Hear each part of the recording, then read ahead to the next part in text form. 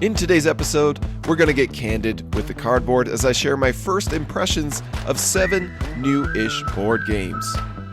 These games include Big Top, Hallertau, My City, Roll and Build, Yokohama, Earth, Inside Job, and Pollen.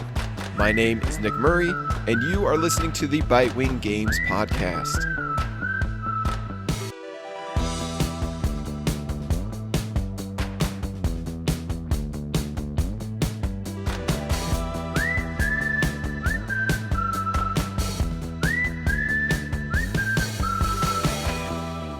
And from the top, we're starting with Big Top, which I have 2 plays of at 3 and 4 players.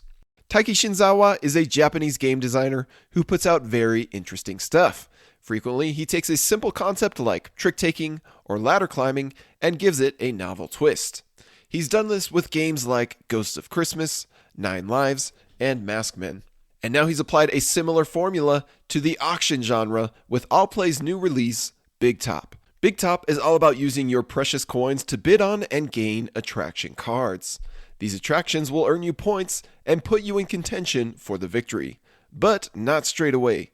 After you win an auction for a card, it is then placed in front of you, providing you with a new objective of covering all the spaces with your coins.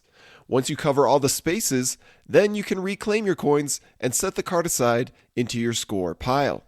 But the only way you can cover a space is by bidding that exact amount in a future auction. It should be noted here that you don't have to win that future auction. You merely have to make that exact bid. It is a rather simple and standard auction game, where the economy is closed, bidding goes around the table until everybody but one person passes, and players take turns auctioning off a card from their hand and receiving the winning bid, unless they buy the card themselves. But the attraction cards and their incentivized bid amounts do all the heavy lifting to make this a refreshing filler game. Do you bid $9 just to cover up that last space on your attraction? And what if the card that is up for auction is one that you don't even care about? What if everybody else passes and sticks you with the bill? Money can be hard to come by when you only earn during your auctioneer turns, and doubly so if you want to buy the cards in your own hand. More clever moments can be found in the other subtle rules at play. When a player makes a specific bid that matches a space on the card that is up for auction, then a coin from the bank immediately covers that space, thus making the card easier to complete and more valuable to the players. You have the flexibility to spend the coins that are currently tied up in your in-progress attractions, if you desperately want to win an auction. But you'll make it that much harder on yourself to complete those cards if you keep wiping them clean. Many cards offer more than just points. Some have endgame point goals, others have one-time bonuses like covering spaces on your other cards, and some come with ever-important stars. A player needs at least 1 star in order to qualify for victory, and stars can be surprisingly tricky to earn when everybody is competing for bonus points for having the most stars. As the draw pile diminishes, the pressure piles on for players to finish their attractions. Among the bottom 5 cards of this attraction deck, an immediate game-ending card is buried, and if you're not careful, it'll catch you long before you're ready. For my tastes, Shinzawa and Allplay have conjured another small box spectacle in Big Top. I give a good prognosis to Big Top. Moving on, we're going to talk briefly about Hallertau, which I have 1 play of at 4 players. Playing an Uwe Rosenberg game is like wrapping oneself in a warm, soft blanket. It's familiar and it's cozy. Following in the legendary footsteps of Agricola, A Feast for Odin, Le Havre, and more, Hallertau is a medium-heavy Euro game ripe with worker placement, farming, and resource management. Here, players are in 19th century hop-producing Germany, competing to increase the wealth and prestige of their humble village, Hallertau. The main focus of the game is in growing crops and improving your workshops. As you plant and harvest crops, your fields will drop down in their potency, making them less productive in future rounds. Yet you can fallow fields, meaning leave them alone for a round, to help them become more fertile. Or you can simply lunge for fertilizer actions on the worker placement board. As you slide your workshops up their tracks, spending your hard-earned resources to do so, a large cottage tile will follow that increases the number of workers you can use in a round. Eventually, these upgraded workshops will get you into point scoring territory, where the bulk of your points will likely come from. But for those who really wish to race up these tracks, you'll be forced to deal with boulders, which require tools to push them out of the way. But of course, Uwe couldn't resist the opportunity to cram the game with loads of cards and potential card combos. For being a wide open game with many possibilities to pursue, the cards offer strong incentives to chase specific strategies. The bulk of your interaction comes from the worker placement board, where many actions abound yet grow in cost as more players go there. The first person to use the action spends 1 worker, the next person spends 2, the next person spends 3. You'll constantly find yourself adapting to the changing board state as you try to get the most out of your workers. It's a great feature that keeps you on your toes while you try to execute on long-term goals and strategies. By weaving together this system of crop rotation, workshop sliding, card comboing, and worker placement, Uwe proves once more why he is the master of this genre. As much as I thoroughly enjoyed Hallertau, far more than most Euro games, it still merely scratches the same itch as Uwe's other classics. I only ever need a blanket when I'm cold, and it's hard to justify collecting an entire closet of blankets when I always reach for my favorite of the bunch. But I'll happily embrace this blanket anytime the opportunity lands in my lap. I give a good prognosis to Hallertau. Next up, we're going to talk about My City Roll and Build, which I have 12 plays of at 2 players, and a review copy was provided to me by the publisher. Alright, this one is going to be less of a first impression and more of a full review. That's because I didn't just dip my toes in My City Roll and Build, I played through all of it. Every single episode and chapter of this legacy-esque roll and write. And I did it all in less than 2 weeks. Yes, that is a very good sign for any game.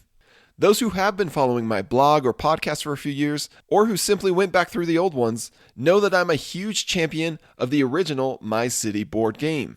I said it then, and I'll say it again, My City is the best polyomino and best legacy game ever made. It's the best polyomino game because of how it prods you to plan out your city with a preset supply of uniquely shaped tiles. And then it torments you each and every turn by forcing you to place these tiles in an inconvenient order, dictated by the bingo-style deck of cards. In no other polyomino game have I found the tile arrangement decisions to be more deliciously agonizing. On top of that, each episode riffs on the concept with brilliant little tweaks to the rules or objectives that result in dramatically different incentives and strategies, keeping this low interaction experience fresh and exciting. And on the other end, My City is the best legacy game, not because it has an immersive branching story or dramatic plot twists. Rather, it simply gets out of its own way and lets the act of play be the star of the show. No other legacy game that I've encountered has been as smooth, approachable, and agile as My City. One of the great weaknesses of this genre is the fact that many legacy games get bogged down under layers of added rules and fiddliness. The core experience starts to feel less like fun and more like work over time. My City never loses its addictive, quick to jump into quality. It never feels like a chore to revisit or a long-term commitment standing in the way of other gaming opportunities. In fact, it was one of the easiest games for this tired parent to get to the table after the kids are in bed. Needless to say, I was ready to embrace more of that My City goodness when Roll and Build arrived on our doorstep. What new concepts and challenges has the good doctor cooked up in this polyomino universe? The 3-year wait for a spin-off or sequel has all led to this. Well, this and My Island, a full-fledged sequel coming later this year. But I was certainly eager to see what 12 more episodes with a dice-chucking, pad-writing twist would provide. If I had shared my early impressions of My City Roll and Build after the first episode, or heck, even the first chapter, episodes 1 through 3, then it would have been a reaction of mild amusement mixed with mild disappointment. Where Reiner set out to make an approachable legacy game in My City, it seems that he intended for My City Roll and Build to be the training wheels for its big sibling. At least that's how the initial episodes played out for us. Episode 1 features a map that is nearly identical to the one you find in the larger board game, only with even more of the strategy stripped out. In the starting episode, all you are trying to do is cover all the rocks and empty spaces. Connections or adjacency between different types of buildings doesn't matter at all. This proves to be a much less interesting version of My City, but it's over in the blink of an eye, and the dice rolling brings its own bit of novelty, so I can't fault the game for offering a quick tutorial episode. Granted, this is exactly how episode 1 of My City is played, but Roll and Build makes it feel even more trivial by removing the preset tile shapes and substituting them with randomized dice rolls where probability replaces planning. It also doesn't help that we are coming in as My City veterans, who are then forced back into the tutorial episode. Episode 2 immediately feels like a huge improvement simply by making building adjacency matter, scoring points for your largest group of each building type. Yet it brings another worry that continues on, namely, all of Chapter 1's objectives and episodic additions are the exact same between My City and My City Roll and Build. The same is true for Chapter 2. Episodes 4 through 6.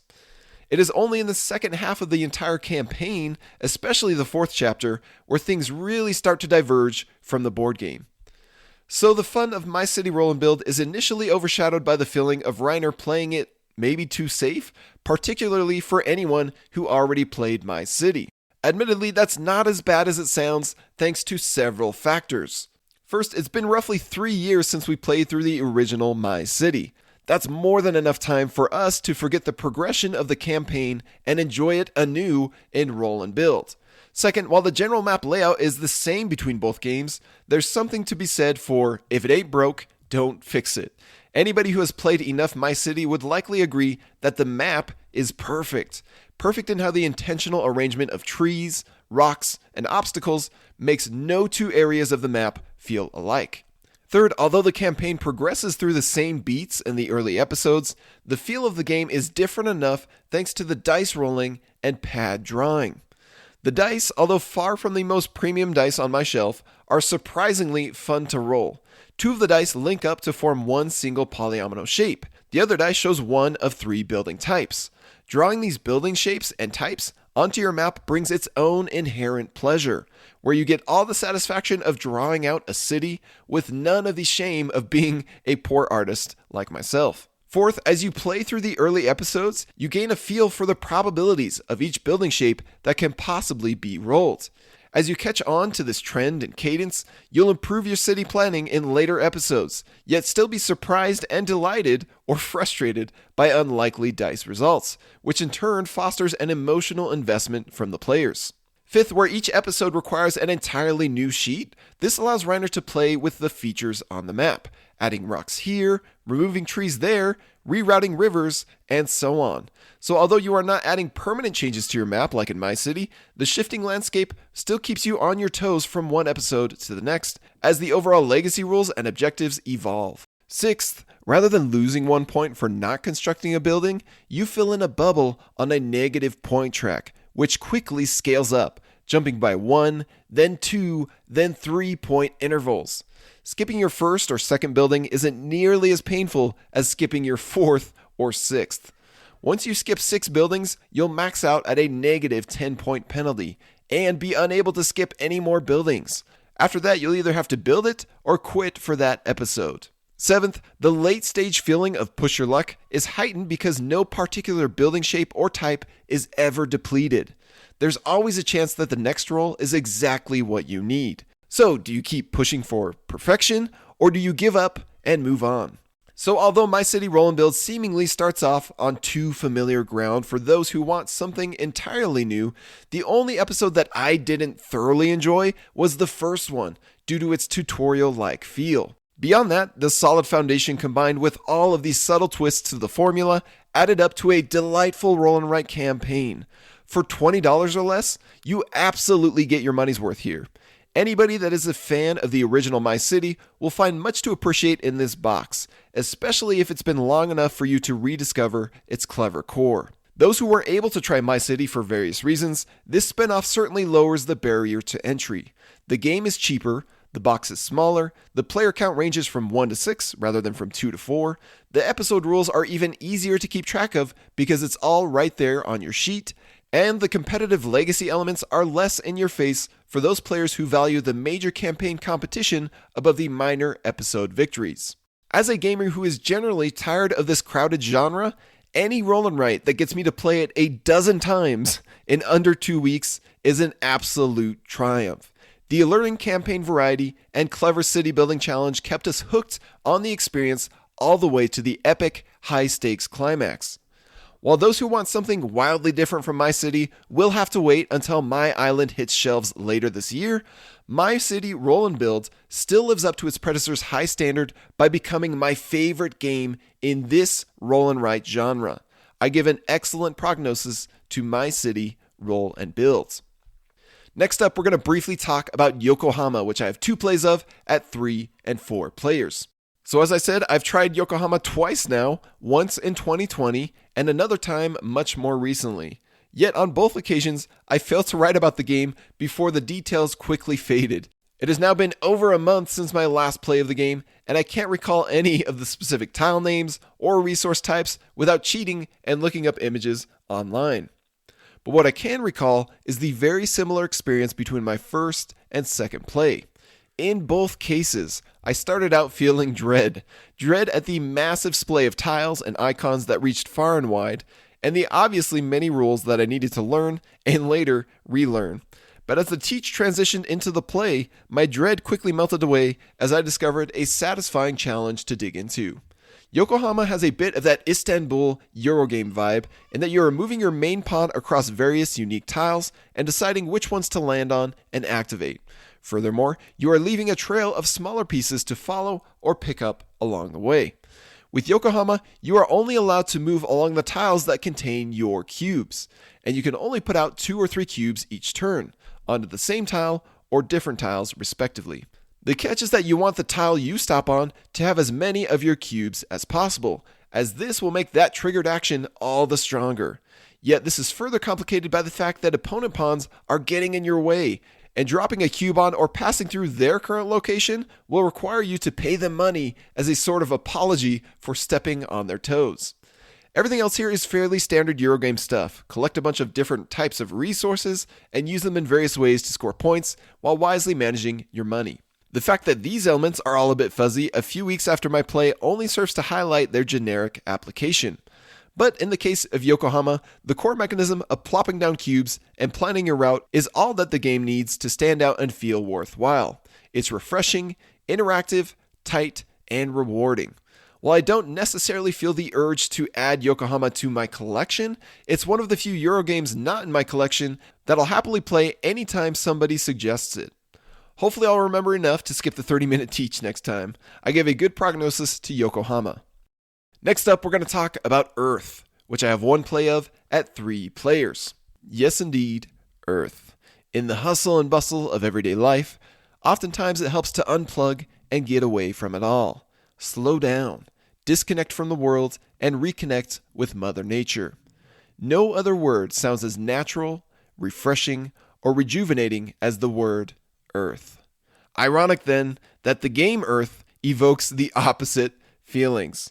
Much like our modern, screen-infested, notification-intrusive society, Earth is a game that sees you endlessly doom-scrolling through an ever-growing tableau of pinging icons and bonuses.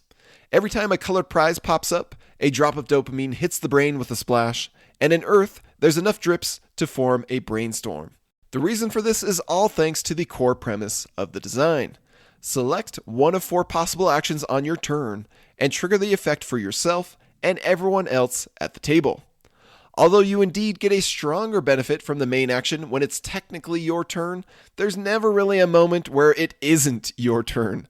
In addition to triggering the action's core effect for everyone, the chosen color will also trigger all of the card actions in everyone's tableaus that match that color.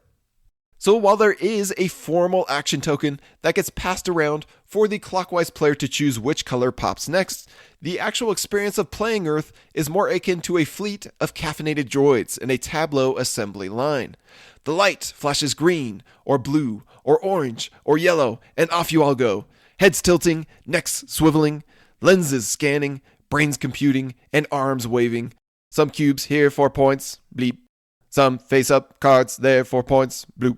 Some tokens there 4 points, blorp. Some face-down cards there 4 points, blop. There's no time to stop and smell the roses under this relentless fire hose of activations and triggers. What was I actually planting into my island tableau? I couldn't tell you. Some mushrooms and trees, I think. What was I feeling while playing the game? I couldn't tell you. There's no space for emotions in a game that is packed to the gills with calculations and dopamine rushes. Was I enjoying myself? I believe so. There honestly wasn't any chance to consider it during play. But in hindsight, I recall the feeling of pride that a robot has over its meticulously arranged workstation. And if robots can feel pride, then surely they can also feel irritation. Particularly, irritation at being interrupted from their all-important work. This happened every time I remembered that the Fauna board existed. This public objective board consists of in-game and end-game goals. Text-heavy cards with obnoxiously specific, yet easily forgettable requirements. Things like, have 6 or more cards with 3 or less sprout spaces on them. Or have 7 or more cards with 2 or less growth potential. And so on.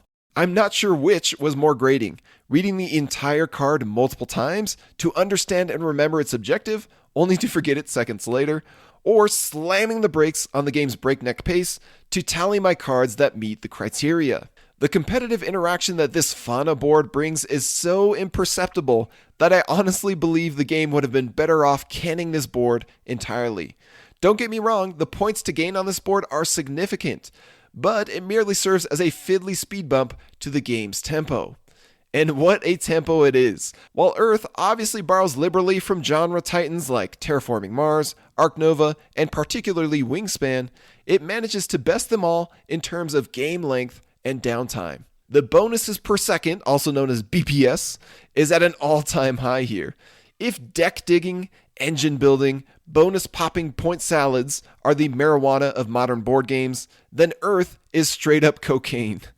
After all, the points are to be found in every nook and cranny of the design. Points for your sprout cubes, points for your trunk towers, points for your planted cards, points for your composted or tucked cards, points from your private terrain objectives, points from your public fauna objectives. The totals add up into the hundreds once you start tallying everything at the end. Yet even after raking in all of these scrumptious points, part of me is still left wondering, what was the point? As a hobbyist who gravitates to a more methodical, old-school, shared board style of gaming, I'm having a hard time finding the point needle in this haystack of 200 points that I managed to score. Perhaps I'm looking for something that isn't even there. I'm fruitlessly trying to slow down and soak in the scenery of gaming with friends when Earth simply wants to flood my senses with as many spinning cogs as possible. It seems that if one wishes to embrace Earth, they must unleash their inner, mechanized cyber self. I give a fair prognosis to Earth. Moving on, we're going to talk about Inside Job, which I have 4 plays of at both 4 and 5 players. And a review copy was provided to me by the publisher. After taking the world by storm with cooperative trick takers The Crew, The Quest for Planet 9, and The Crew, Mission Deep Sea, publisher Cosmos is aiming to reach the same crowd with the newly released Inside Job. Although this game is not from the same designer, it does share much in common. Specifically, you are cooperating together to complete missions within the restrictions of a trick-taking game. But Inside Job takes things in a different direction by throwing a hidden traitor into the mix. In addition to dealing out a fairly standard deck of cards, 4 suits, values ranging from 1 to 13, you'll also deal out hidden identity cards. One player will become the traitorous insider, while everyone else is on team agents. The agents are trying to cooperate and complete enough missions to collectively win the game, while the insider is trying to win enough intel tokens to claim an immediate solo victory. If neither of those things happen after a set amount of tricks, then players will cast their votes and try to catch the insider with majority votes. Inside Job walks an impressively fine balance between all of these hidden roles and competing objectives, with the help of trick-taking. Every player starts out with 1 intel token, and they earn another each time they win a trick. You can even prove your innocence as an agent by earning enough intel tokens to reach the insider victory threshold and then revealing your innocent identity. But that is quite hard to accomplish. More often, you'll have to prove your innocence by the way in which you contribute to each mission's success. Sabotage one too many missions, and you may start hearing traitorous accusations thrown your way. Whoever wins a trick not only collects an intel token, but they also start the next trick by drawing 2 mission cards from the pile and selecting one to be that trick's mission. The card will display 2 things, a trump suit and a mission objective. These objectives are things like, the last card must win the trick, or the first card must be the lowest number played, or the first and third cards must be the same suit, or all cards played must be odd numbers, and so on. Some are easier than others, especially when you all have a full hand of cards. As classic trick-taking goes, you must follow the lead suit if possible. If you don't have the lead suit, then you can play any card including the trump suit. But the 2 little wrinkles that really elevate Inside Job are the following. First, the insider does not have to follow suit, ever. Of course, if they aren't careful about it, then the agents will catch them in their lies when they break from suit and then play that color later. Second, players can wager an intel token on top of their card when it is played, to make that card part of the trump suit. This can be a great way to bend the rules and succeed in winning a trick or completing a mission. But it's also risky. It's possible that multiple cards of the same value are played as trump suit when intel tokens are wagered, and the last card played breaks the tie and wins the trick. Even worse, the player who wins the trick takes all the intel tokens that were wagered plus a victory token from the supply. If that person just so happens to be the insider, then you've just handed them an easy victory. Despite the thousands of offerings in this genre, designer Tanner Simmons successfully proves, like many others before him, that trick-taking has yet more to offer. The trick-taking manages to be a perfect fit for hidden roles and social deduction thanks to the ability to claim innocence in a sabotage mission due to the restrictions of your hidden hand of cards. Where many trick-taking games will see your teammates cursing you for not performing up to their high standards, Inside Job transforms that experience from shame to game by replacing disappointment with suspicion. Inside Job makes the most of its combination of mechanisms, and it takes things even further with optional advanced modules, identities, and missions. I'm excited to see where those lead. I give a good prognosis to Inside Job. Finally, we're going to close things out with Pollen, which I have 3 plays of at all player counts 2, 3, and 4 players. If the world needs more of anything, it's almost certainly pollen. I'm not referring to the kind of pollen that induces widespread misery via seasonal allergies, just like I have this morning while recording this podcast. Rather, I'm speaking of clean and cutthroat games like Reiner Knizia's Pollen. Where the wave of new releases in our hobby seems to be drifting toward more mechanical fluff and less meaningful player interaction, Pollen cuts against the blowing current with a card game that is surprisingly sharp. The beautiful illustrations by Beth Sobel and stunning production by Allplay work wonders to welcome newcomers in while hiding the true essence of this competition. Although it may look the part, this is not your stereotypical nature game of gentle drafting or cozy tile arrangement. Rather, Pollen is an area majority cage match that embraces the predatory circle of life. Turns are as simple as playing a single card from your hand and then drawing back up to 5 from your personal draw pile. Each player has the same deck of cards, but how, where, and when you use them makes all the difference. The objective is to surround pollinator tokens with matching cards in order to win that majority competition. You're competing to earn bees, beetles, and butterflies, and whoever surrounds that insect with the most matching symbols will claim the bug meeple. But earning a bee here and a butterfly there doesn't earn you points on its own. The overarching competition is in holding the majority of each bug type. If you don't have the majority of bees or beetles or butterflies at the end of the game, then you are simply eliminated from victory. And if you have the majority of 2 or 3 bug types, then you straight up win. Most often you'll have 3 players who tie by each having the majority in a different bug type. This is where the rest of your bug tokens matter, as you'll see who has the most tokens in their 2 non-winning categories. So with newcomers, it's important to make these victory conditions crystal clear before diving into the fun. This double-layered contention of majorities is what makes Pollen sing, and it's a welcome callback to Knizia's legendary tile layer, Samurai.